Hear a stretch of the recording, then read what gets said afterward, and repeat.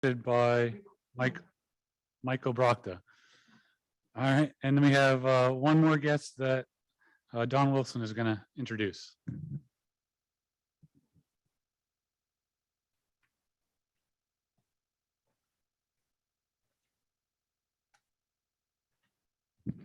I couldn't decide whether to do this as a brag or as a introduction of guests, but I wanted to get it out of the way right away because I want to introduce my wife, Joanna Wilson.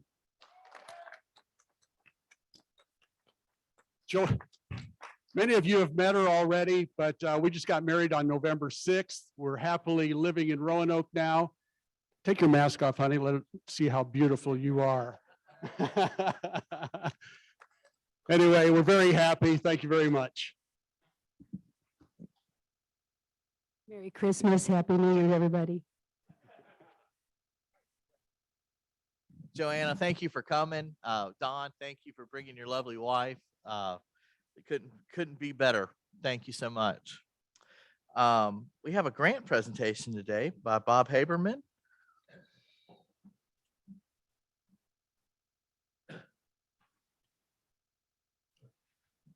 First of all, Don, I want to wish you a very happy marriage, but you didn't get out of the brag buck. They'd still have to put in $3.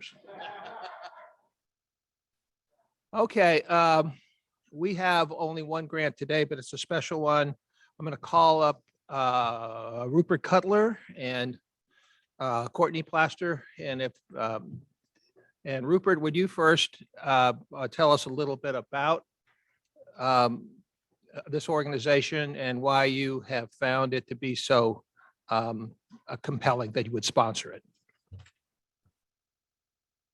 Thank you, Bob. I really don't need to tell this group about Clean Valley Council because we've been working in partnership with them for many years. But just in summary, I'm pleased to support this grant to the Clean Valley Council, with whom Kiwanis has worked in partnership for many years.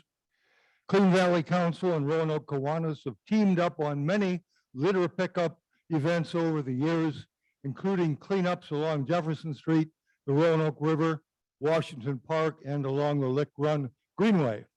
And we are continuing to enjoy that productive partnership at the Kiwanis Nature Park on Hortons Branch.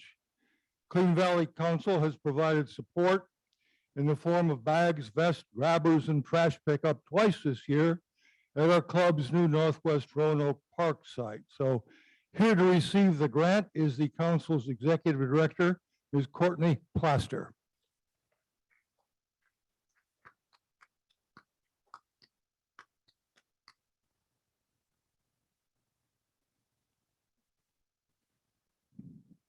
Thank you, Rupert. It's a pleasure to be here with each of you today, live and in person. So as the Clean Valley Council Executive Director, accepting this award is very special to us. As you all know, for 43 years, Clean Valley Council has been providing environmental education. We are in the school systems. We present programming pre-K to 12. This grant proposal was written and entitled Planting Knowledge. I think as we look at our mission, along with the Roanoke Kiwanis Club, our missions are very similar in that we do that investment of sweat equity as we plant knowledge and improve the environment. So we're very excited about accepting this award today and about continuing environmental education with our school system, bringing students there to the Melrose location. It's been a pleasure to be on the Hortons Branch Watershed Improvement Committee as we look at this project and look at this initiative. We were awarded a grant last year that we look forward to implementing a portion of that we've held in escrow as we look at signage in the area, as we look at Save Our Streams programs, we look at improving the water quality and hope to see improvement with the pollinator garden that will be placed. I think plastic was placed, is going to be placed. It was placed, it was correctly placed, that's right. So in that location, hopefully we will see that improvement. But Clean Valley Council is looking forward to signage and education and continuing to support this initiative through our involvement. And we're very excited and thanking each and every one of you on the grants committee that reviewed the proposal today. So thank you.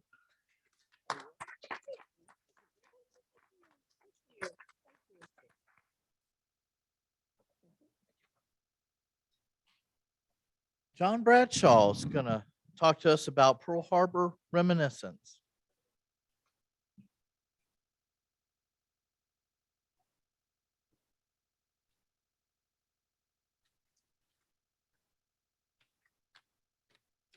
I was accused of having 15 minutes to talk today. And since the previous one was established in my reign as president of the Kiwanis Club, I'm very proud to follow her and the Clean Valley Council.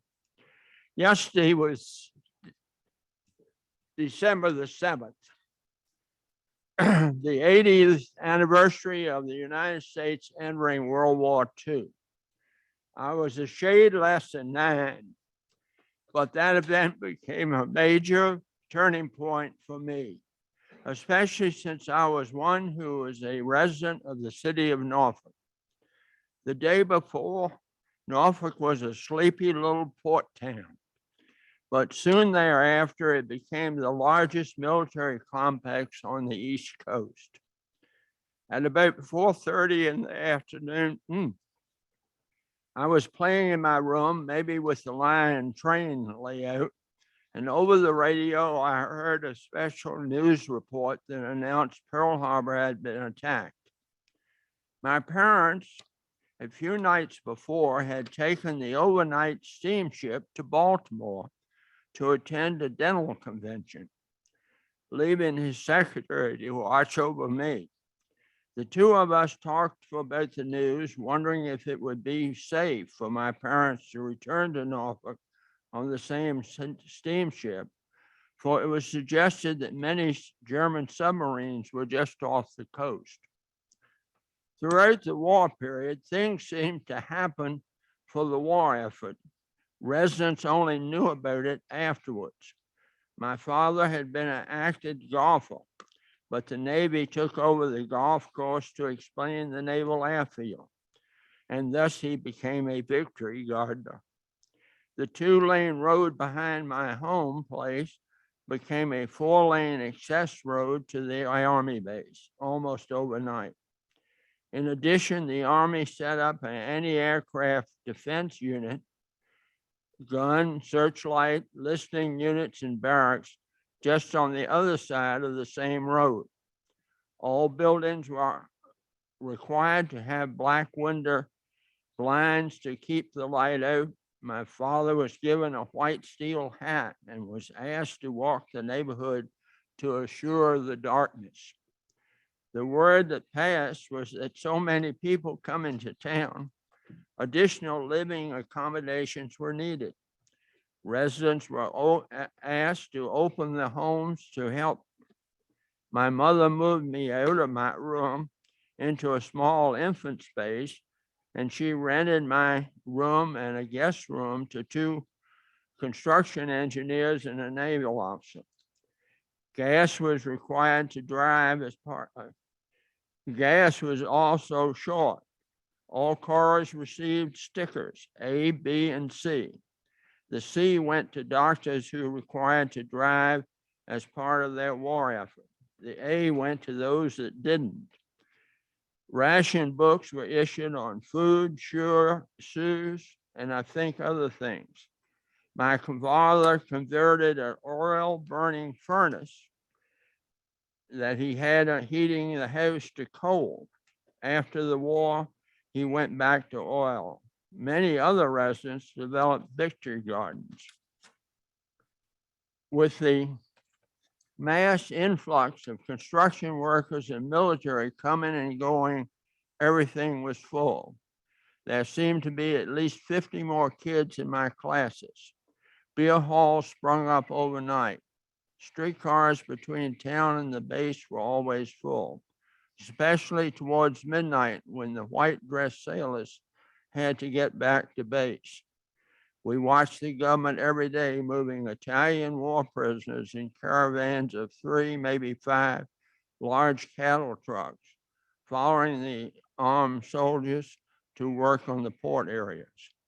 As the war effort progressed, naval airfields became active.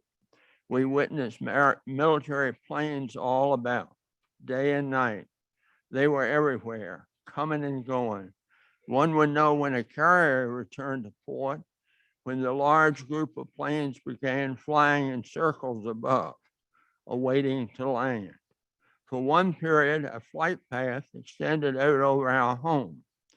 On a weekend towards the end of the war, we had a guest staying overnight. A Navy bomber taking off hadn't turned his lights off, and the next morning, the guest left very early, noting she felt like it came in the window. Local newspapers prevented from reporting in all levels. I knew of at least 3 plane crashes in the greater neighborhood, less than a mile away. None were reported. One day I'd been attending an after-school movie at a theater at the school.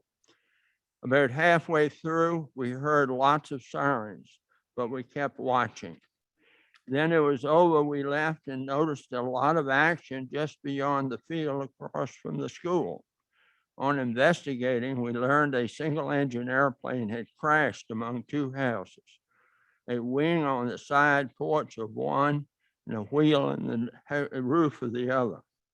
The pilot had jumped but didn't make it. The plane was new and being ferried to Norfolk for shipment overseas. It went down just in line of our school. The war years did make an impact on me in Norfolk. As a postscript, in the first 4 months of the war, historians report the German subs sank 39 ships along the Virginia-North Carolina coast. On the 5th month, they sank the first sub. And I thank you of a little history of when I was 9 years old.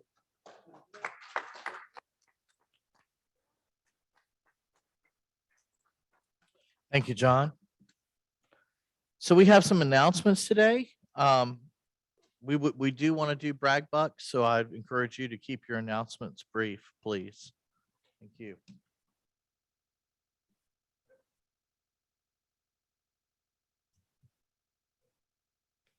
Good afternoon, everyone. I'm John Montgomery, Secretary of the club. And as we reminded everyone to be brief, I said that applies to especially me, doesn't it, Clark? And Clark didn't disagree. I've actually have 3, and I'm going to try and do each of them in less than 20 seconds apiece. We actually have a couple more guests that have joined us on Zoom. Jamie Bailey tells me over Zoom that Rhonda Martinez and James Nide are both her guests and are on her Zoom account. We welcome Rhonda and James. I wanted to tell you that I'm going to pass the holiday tip jar one more time. We did very well last week, but if you weren't here or didn't have any extra cash on you and you planned for it today, Pegram, you were such a good ringleader of this last week of getting it back to me. I'm going to start it on your end, and we hope in the next 40 minutes or so it can make its way to, I guess David Farnham is probably closest to the door. If you could get it back to me when we adjourn, that would be great. That's 2 announcements. And the third one in 20 seconds is the year-end foundation appeal. Our president, Don Wilson, is here with his bride. Don, would you like to, if you can keep it to 45 seconds? Welcome, Don. I'll run so I get 46. Anyway, I just want to encourage everyone to reply to the letter that the foundation sent out asking for a contribution in the amount of $102. We're a 102-year-old club, hence 102. And the foundation is a great supporter of this club with providing $40,000 more or less to this service budget. So support the foundation, get a tax deduction for it because we're 501c3, And by contributing $102, you'll be entered in a contest for some really nice dinner certificates. So support the foundation and thank you very much.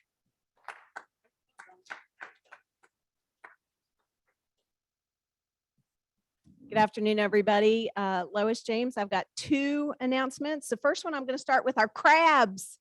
I don't know if you guys have seen our crabs out and about, but we're having a lot of fun with them. Vern Danielson got crabbed this week. So we had them over at Brandon Oaks and a lot of fun getting those out. And it is really a great fundraiser for us. It is to update our website and to get some advertising going for our club. So the crabs are a fun way to do that. We usually have the link on your table, but we don't have that today. So if you'd like to send crabs to somebody, you can get in touch with Clark, myself, or Emily, and we'd be happy to take care of that for you. Okay.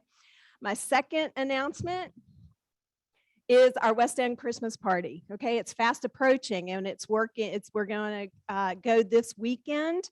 But before I give you details, I do want to give a shout out to people who have made this happen. So first of all, Ben Spiker and Tom Miller have worked diligently to get our corporate sponsors again. So a quick shout out to Don Wilson with Evergreen, Dan and Diane Chitwood, Ace Hardware with Charlie Overstreet, Steve Bowery, Scott Berglund. Those are our corporate sponsors. And then individually, for all of you who have contributed, thank you so much. I will say that our goal is $75 per child. And this year was a challenge because we have 53 kids this year. So we are this close to being able to provide 75 to each child. So if any of you all could just dig a little deeper, maybe, we're really close, within $200 to $300 of being able to provide that for each child. Specifics, this Saturday, bright and early, 7:30 at Clearbrook Walmart, we will do our shopping. So come join us on Saturday morning. Tuesday evening, I think about 5 or 5:30, Clark. We're going to wrap presents out at Serve Pro at Clark's place. So I've got all the wrapping paper and tape, but if you come and help us, please bring scissors because I do not have scissors.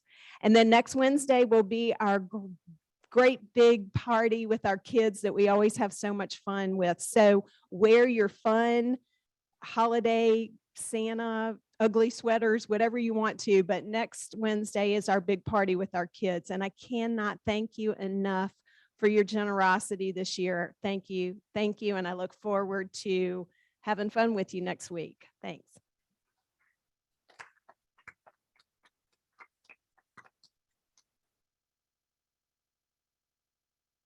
Good afternoon, Ken Briggs with a three-part announcement on our Kiwanis Salvation Army bell ringing.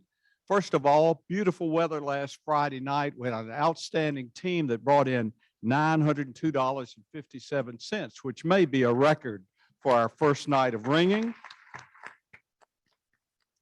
Absolutely. Thank those folks. Secondly, we are fully staffed for this Friday. I have no space for this Friday. Do have some openings for Friday evening, December 17th. So if you're free and you'd like to enjoy the beauty of Dickens of a Christmas and ring the bell for an hour, let me know. And finally, past President Sherry Hartman, who was there, has set up our virtual red kettle. It's I had a little trouble finding the web page. Maybe we can ask Secretary John to send that out. So if you can't get out to the kettle and you'd like to make a contribution, watch for the virtual red kettle announcement. Thank you.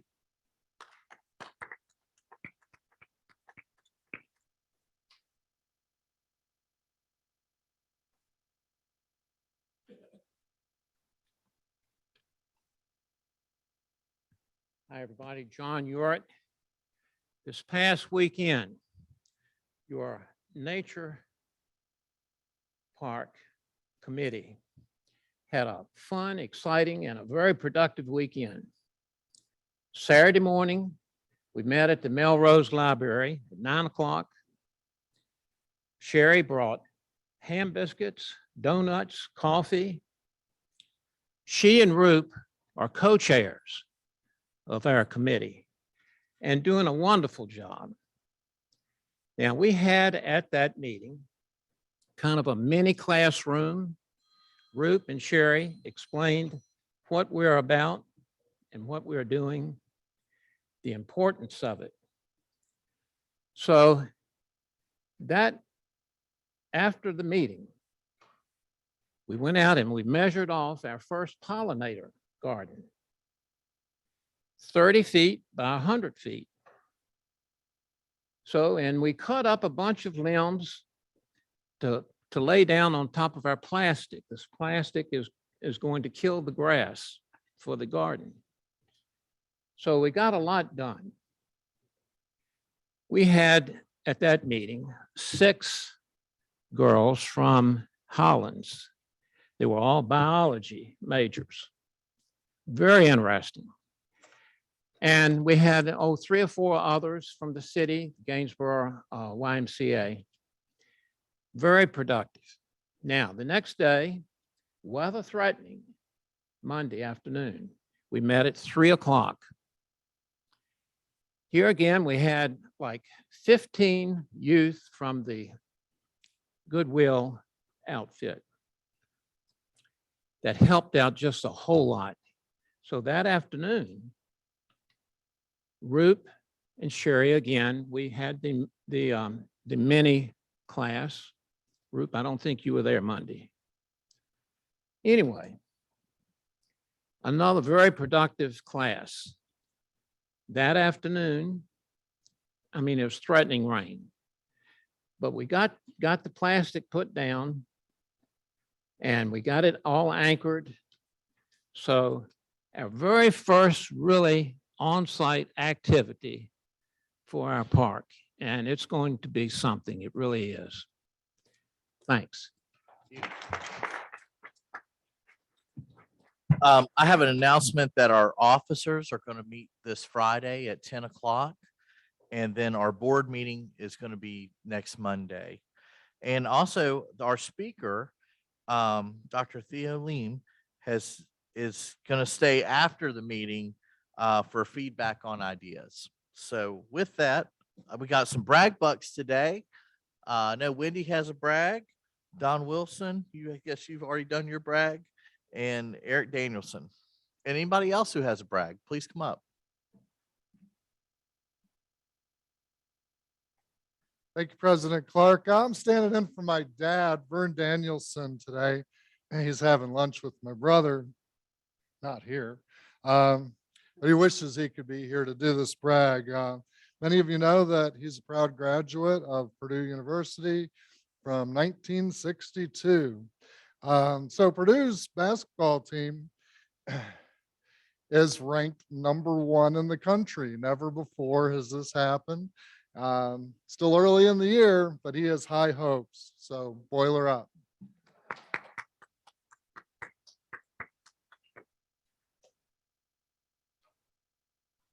So we're Big Ten oriented today. I wasn't able to give a brag buck. Roop did a little bit last week. Because you see, the Saturday after Thanksgiving, Michigan played this team from Ohio. Now you have to understand, this team from Columbus puts together their football schedule and they put down all of the teams. And the last team that they always play, they put down up north. Now, Michigan State, Wisconsin, Minnesota, and even Oregon are north. But they have this special feeling about Michigan. And this brag is a long time coming. Because you see, it's been a while since Michigan played that school and won. This is a $15 brag because there were 15 points that Michigan beat Ohio State by. And because I wasn't sure I was going to be able to get a brag buck, I was going to call up my friend Harry Zuloff, who never misses an opportunity to brag. So I had a little present for him. he has it. I was inspired by the crabs. I gave him a crow because he has a whole year.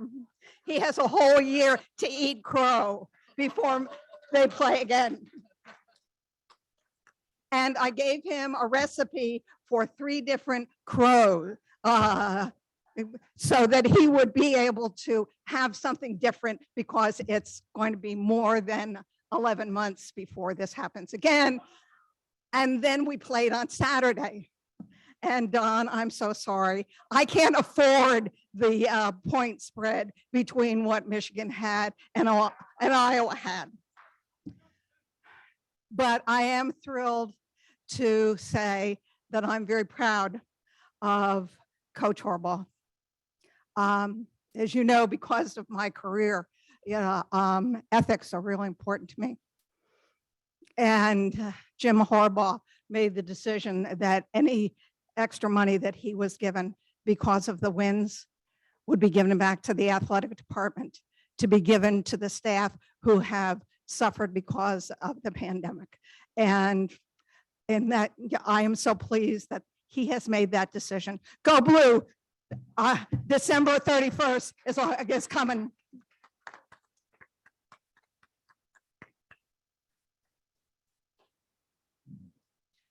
All right, listen up. I'm Michael Brockton. I have a very straightforward request to make of you. I want you to invite guests to these meetings. I'm going to repeat, I want you to invite guests to these meetings. Here's why. I'm now club vice president. I'm working with a committee of people to line speakers up for this entire next year. And the speakers we are lining up are being lined up consistent with the direction we've received from our club board. Every one of the speakers this next year is being lined up to appeal to the underage 40 demographic and or the business demographic. Today is a perfect example. We've got guests here because they want to hear a speaker talk about a subject that's important to one or more of those demographics. So invite some guests, would you? Thank you. Thank you. And I'm going to turn it over to Bob Haberman to introduce our guest, Dr. Theo Lean.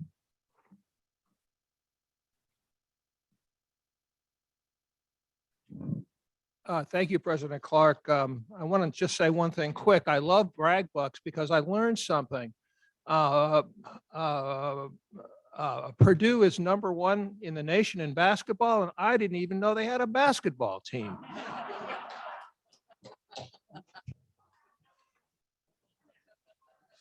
So Vern, I apologize for that. I know you're not listening, but you'll hear about it. Okay, we have a real treat today. It's my distinct pleasure to introduce Professor Theo Lim. Dr. Lim is an associate professor of urban affairs and planning and a Global Change Center faculty affiliate at Virginia Tech. His research focuses on integrated land, water, and infrastructure planning to serve sustainability and resilience goals. Now, as Clark has indicated, after our presentation, Dr. Lim encourages all interested attendees to remain and gather for up to a 30-minute discussion about the reactions to the information he is going to present. And your responses will help with the ongoing research at Virginia Tech that it is conducting in this subject area. So without further ado, Dr. Lim.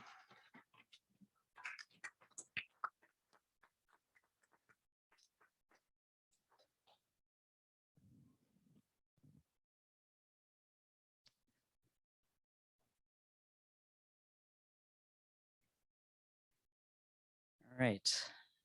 Good afternoon, everyone. It's my pleasure to speak to you today about some of our preliminary efforts to build community resilience to extreme heat, and specifically working with Roanoke youth. I'd also like to introduce my grad student who's sitting in the back here, Max Dillon, who's been heavily involved in much of this work. I have some slides, so maybe we can wait a moment for those to come up. I'll begin my talk speaking about urban heat and resilience planning in general, and then move into describing some work we've been doing or we've begun to do in Roanoke with middle school students. Next slide, please. So first, I think it's useful to define what we mean by building community resilience. The U.S. Global Change Research Program defines community resilience as a capability to anticipate, prepare for, respond to, and recover from significant multi-hazard threats with minimum damage to social well-being, the economy, and the environment. Next slide, please. So what does resilience have to do with heat? Well, many of you may have heard of the urban heat island effect. This term refers to the phenomena that urban areas can be 20 to 30 degrees Fahrenheit warmer than the surrounding rural areas. And the main causes of urban heat island effect are reduced vegetation, which helps dissipate heat through evapotranspiration and shading surfaces. The prevalence of hard surfaces and man-made materials, which absorb and hold heat, preventing it from lowering in temperature, especially at night, and man-made sources of heat like cars and air conditioning units. Next slide, please. In addition, heat waves are becoming more deadly with climate change. They're increasing in frequency and duration, and they're changing in timing and geographic location. The heat waves of this past summer that we saw in the Pacific Northwest, for example, caused nearly 100 fatalities for residents who in the past have not needed air conditioning because the summers are typically mild there. However, scientists believe that extreme and previously atypical events like this will only become more prevalent as the greenhouse gas effect intensifies. Even before this, however, heat waves have killed more people in the United States than any other natural disaster, more than hurricanes and floods.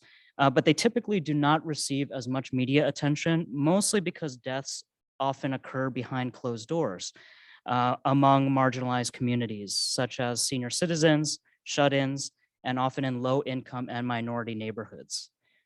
Next slide, please. Yes. This graphic illustrates this point. The blue line at the bottom there shows the death rate due to heat among the general population. The green line in the middle shows that same death rate, often twice or more as high, which is representing the death rate among Black Americans. And then the red line at the top is among the subpopulation of residents over 65 years in age. Next slide, please. Exposure to heat in cities is also highly variable within the city. So on the left, you see a map of air temperatures based on measurements that were taken last summer in Roanoke. And the differential in temperature ranges 11 degrees across the city for just this particular day, with the hotter areas shown in deeper red. You can see them concentrated in the downtown area and around major transportation infrastructure. And then the cooler areas in the more suburban neighborhoods shown in the deeper blue hues.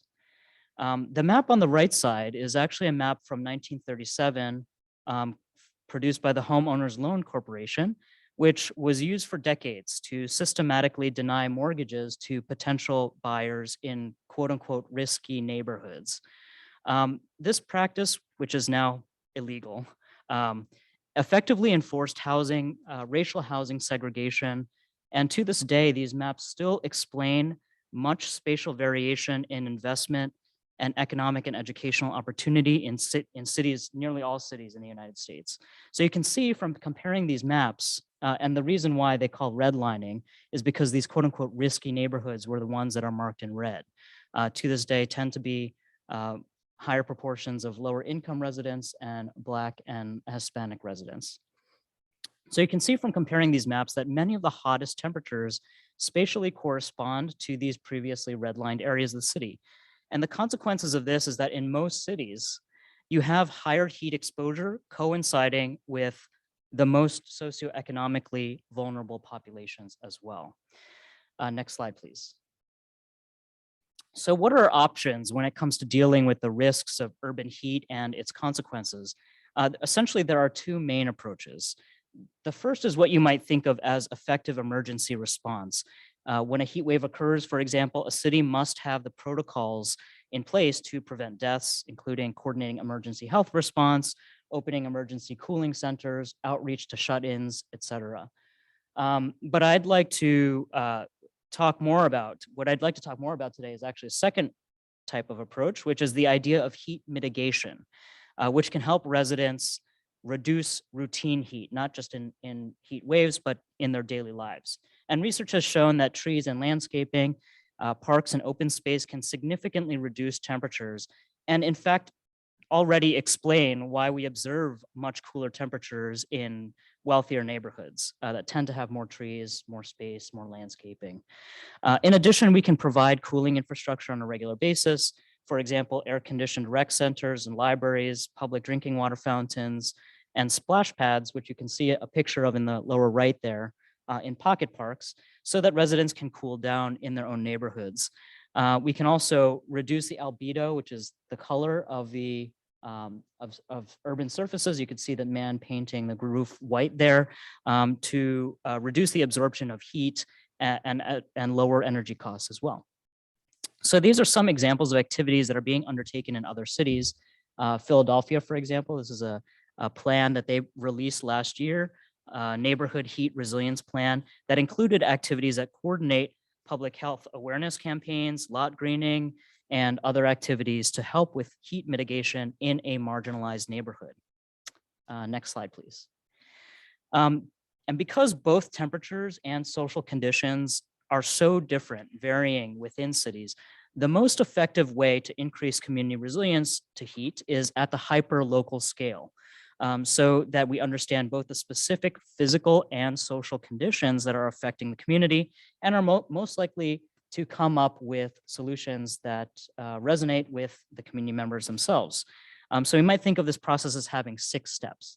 Taking stock of the problem and using scientific data to help illustrate what the problem is, working with the community to further define the problem from their perspective, brainstorming approaches to addressing the problem with the community, and then prioritizing and spatially mapping where we should have our interventions, formalization through documentation and plan making, and then lastly, implementation over a period of time.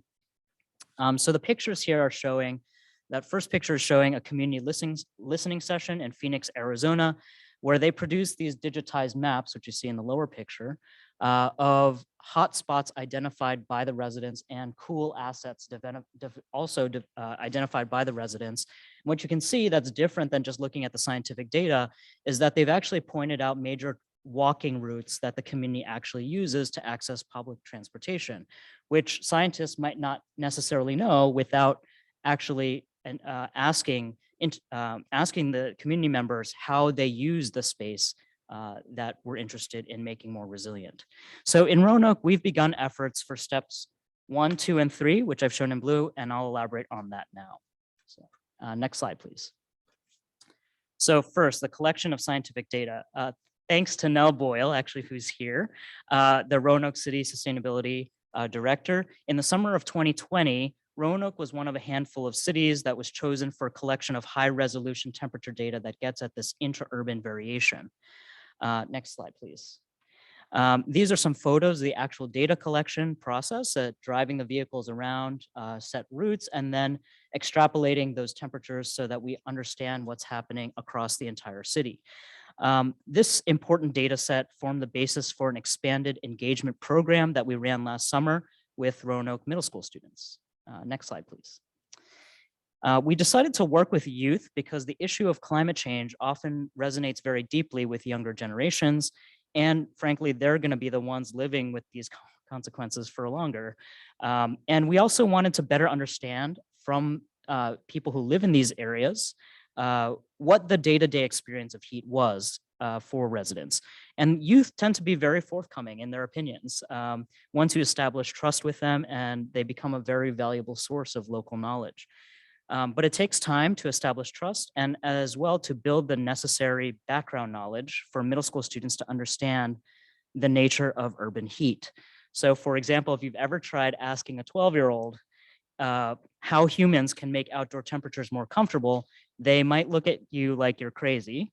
because if you want to change the temperature, you go inside and you turn down the thermostat. There's no way that humans can change the outdoor temperature, right? So we designed a 2-week science program with about 50 middle school students enrolled in a summer enrichment program at Roanoke City Public Schools. And all of these participants came from their students at Breckenridge Middle School, which they live in the area that tends to be one of the hottest areas in the city. Next slide, please. So we started exploring temperatures around Roanoke with Google Maps, Street View, and a touchscreen that was loaded up with temperature data across the city. And some of these kids could not remember really ever going to other neighborhoods aside from their own, partially probably due to the pandemic, but also some of them have much lower exposure to, just different neighborhoods around Roanoke.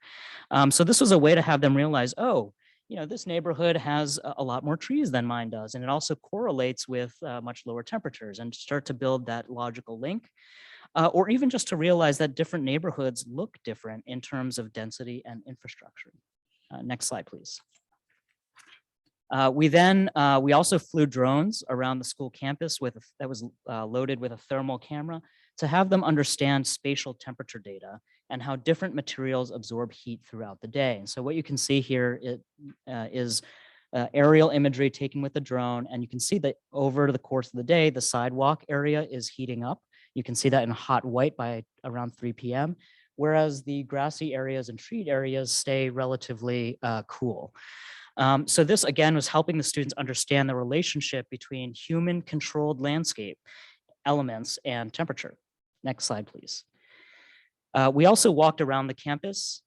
This is Max measuring temperatures and recording how the students felt at each of the stations. Again, helping them work out the logic. Humans design buildings, infrastructure, landscape elements, and those things affect temperature. Therefore, humans can control the temperature. We had them, next slide, please. We also had them interview each other to understand how they had experienced heat in their daily lives. Next slide.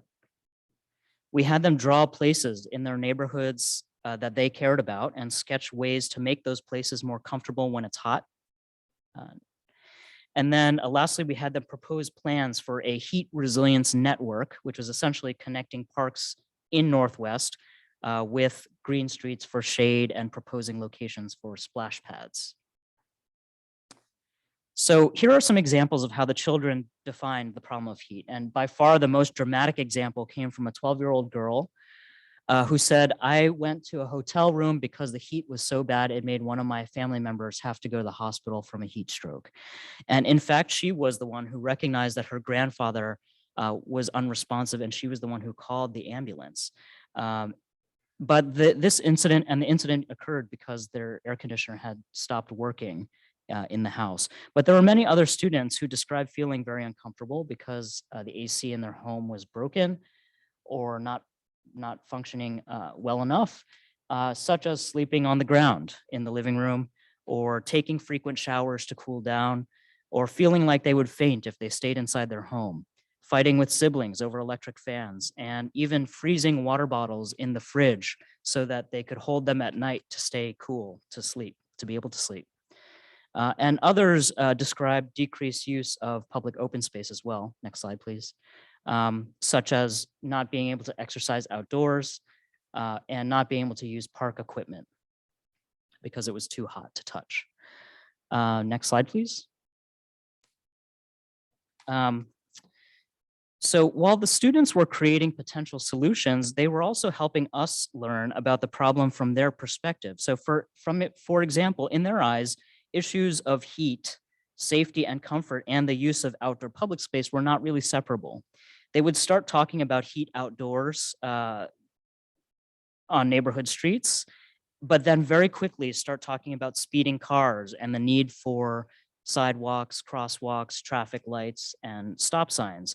And some also mentioned crime and panhandling as other issues that made them feel uncomfortable using outdoor spaces. Next slide, please. So it's kind of hard to see here, but this is a before and after sketch that one of the students produced. And on the right, you might be able to make out that there are a lot more trees on this street in Northwest. But in addition to the trees, she has also added crosswalks, sidewalks, and traffic lights. And we completely did not, direct them to do things like this, but they have very specific ideas about how to make their neighborhoods safer and more comfortable in general. Next slide, please. Same with these sketches. The one on the left has added trees, but they're very small and actually even seem secondary to the addition of streetlights and a stop sign. Next slide, please. So I guess what I want to say from these is that they indicate that neighborhood improvement should be a holistic activity, and the experience of place as a whole should be considered in whatever approach we take to improving community resilience. And then another important realization was this noticeable shift that we observed over the course of this 10-day program with the students. About midway through the program, the students still viewed dealing with heat mostly as an individual issue. The best way to get cool is to take a shower, to turn on your air conditioning, or to get an ice pack on your head or something like that. But by the end of the program, they started talking about heat as a systemic issue that could be addressed as a community. And this pattern is not unique to heat. We see this as people are much more likely to see other issues as individual and temporary. For example, I don't suffer from poverty. I just don't happen to have money right now. Or I don't suffer from food insecurity. I just I happen to be hungry right now. But making this shift, right, from seeing something as an individual problem with individual solutions to coming up with community scale solutions is something that is really critical if we want to think about community scale resilience. So example of that on the right there, one quote from one of the students said, "On my street, we barely have any trees." So I was saying that we should put some trees near the sidewalk, so if people need to stop, they can stop underneath the tree to get some shade. Next slide, please. So we have just scratched the surface of the resident engagement process. I hope to continue this work to involve, expanding it beyond just youth to involve adult residents, involving more city officials and other influential parties, such as yourselves, in the city of Roanoke to create neighborhood-specific, implementable heat resilience plans. And for those of you who can stick around for a discussion afterwards, I'd love to hear your thoughts and reactions to this work and potentially brainstorm what a group like the Kiwanis can do in partnership. Thank you very much.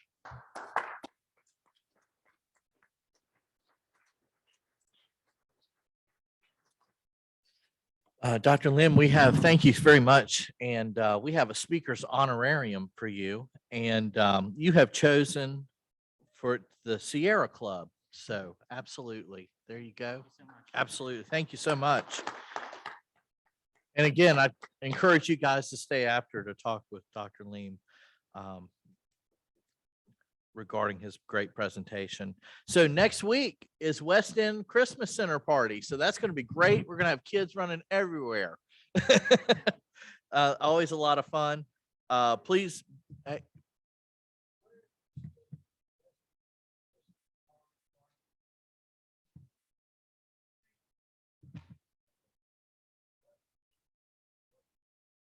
Yep, right here in Charter Hall. And we're going shopping Saturday morning at 7:30 at Walmart at Clearbrook. So I hope to see you all there. That was a lot of fun. And well, that's it. We're almost there. I want to thank our guests today for coming. I hope you enjoyed the program. I hope you feel inclined to maybe join our group and come see John and get an application. I would love to have new membership and of all the great things that we do in this community. By the way, today was the best crowd attendance that we've had in Charter Hall since the pandemic. So congratulations to you guys on that. Absolutely. And with that, we are adjourned.